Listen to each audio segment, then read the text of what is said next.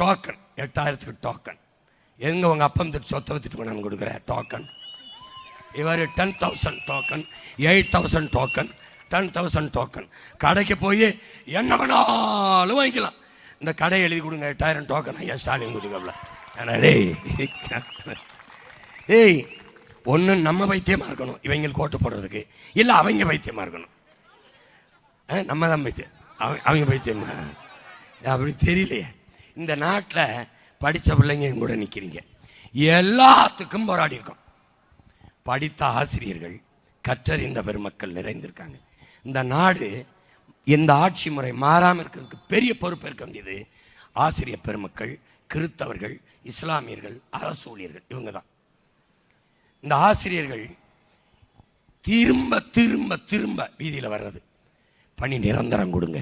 ஐயா ஸ்டாலின் ஆட்சிக்கு இல்லாத போது நான் வந்தால் பணி நிரந்தரம் உறுதியாக தருவேன், நான் வந்தால் உங்களுக்கு சம்பள உயர்வு, எல்லாம் பழைய ஓய்வூதியம் எல்லாம் சொல்லிட்டு போயிட வேண்டியது.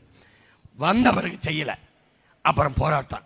இங்கே பாருங்க, அவர் எதிர்கட்சியாக இருக்கும்போது வாத்தியார்கள் போராடினாங்க. ஐயா ஸ்டாலினும் போராடினாரு, நானும் போய் போராடினேன். ஆளுங்கட்சியாக வந்துட்டாரு, அப்பவும் திருப்பி அதே கோரிக்கை வச்சு வாத்தியார்கள் போராடுறாங்க. அவர் வரல, நான் போய் நிற்கிறேன். எப்படி பார்த்தீங்களா கொடுமை என்னன்னு கேளுங்க.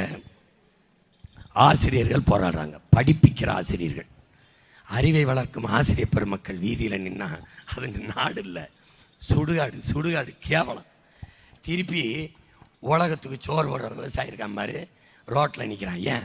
நான் வேர்வை சிந்தி விளைய வச்ச நெல்லை அந்த குடோனை கட்டி கொள்முதல் செய்து உள்ளே வச்சு பாதுகாத்துக்க, ரோட்டில் போட்டு முளைக்க விடாதேன்னு கண்ணீர் சிந்திக்கு நிற்கிறான். அவன் நிற்கிறான். மருத்துவர்கள், உயிர் காக்கும் மருத்துவர்கள் சாலையில் நிற்கிறாங்க சம்பள உயர்வுக்கு, ஆசிரியர்கள் சம்பள உயர்வுக்கு, செவிலியர்கள் சம்பள உயர்வுக்கு. ஒரே ஒரு துறை தான் போராடல, போலீஸு.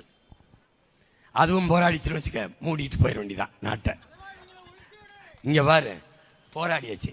இப்போ வாத்தியார்களுக்கு சம்பளம் கொடுக்க எவ்வளவு ஆகும்னு நினைக்கிறேன்? 100 கோடி ஆகும். ஆனால் சமாதி எவ்வளவுக்கு கட்டியிருக்குன்னு நினைக்கிறேன்? சமாதி சொன்னது யார் உங்களுக்கு வெளியிட்டார? நீங்க தான் மேலாளர? சொன்னது 150 கோடியா அப்படின்னு நினைச்சிருந்துட்டு 80 கோடி புதகுலிக்கு ஏசி போட்டவனை எங்கேயாவது பார்த்திருக்கீங்களா? டேய், புதகுலிய பொருள் காட்சி ஆக்கினவனைங்கள உலகத்தில் பார்த்திருக்கலாடா? எங்க ஆத்தாப்பேன் அந்த ஏரி ஆக்கிரமிச்சு விட்டார்கள். ஏரி ஆக்கிரமிப்பு இடி, எல்லா இடியும் போய் நின்ன மகன் நான் தான். எல்லா இடத்துலையும் போய் நிற்பேன். சாஞ்சு அழுவாங்க. நான் போன உடனே நிப்பாட்டிட்டு போவான். அவன் புல்டோசர் வருவான், அதுக்கு மெயின் பெரிய புல்டோசர் நான் போய் நிற்பேன். போயிடுவான். கேளு வருது. ஒரே ஒரு கேள்வி, என்னது? ஆக்கிரமிச்சிட்டாங்க. எப்போ? 60 ஆண்டுகளுக்கு முன்னாடி. ஆக்கிரமிக்கும் போது என்ன புடுங்கிக்கிட்டு இருந்தா என்ன? பதில் கிடையாது. முதல்ல என் ஆத்தாளப்பேன் ஆக்கிரமிச்ச வீடை கட்ட ஒரு செங்கலை வைக்கும் போது என்ன பண்ணிட்டு இருந்த?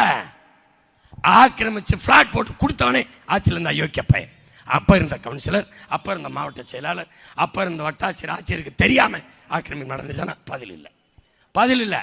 60 வருஷம் வாழ்ந்து மின் இணைப்பு கொடுத்து, வாக்காளர் அடையாளம் அட்டை கொடுத்து, குடும்ப அட்டை கொடுத்து, எரிவாயு இணைப்பு கொடுத்து, வீட்டு வரி வாங்கி ரோட்டை போட்டு வாழ வச்சுட்டு திடீர்னு ஆக்கிரமிப்புன்னு இடிக்கிறேன்.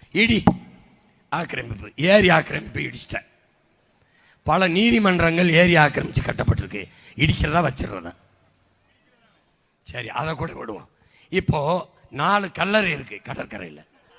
4 கல்லறை 4 ஏக்கர்ல இருக்கு. இது ஏரி ஆக்கிரமிப்புன்னு இடிச்சா அது கடற்கரை ஆக்கிரமிப்புன்னு இடிக்கிறதா கூடாது? அதை மட்டும்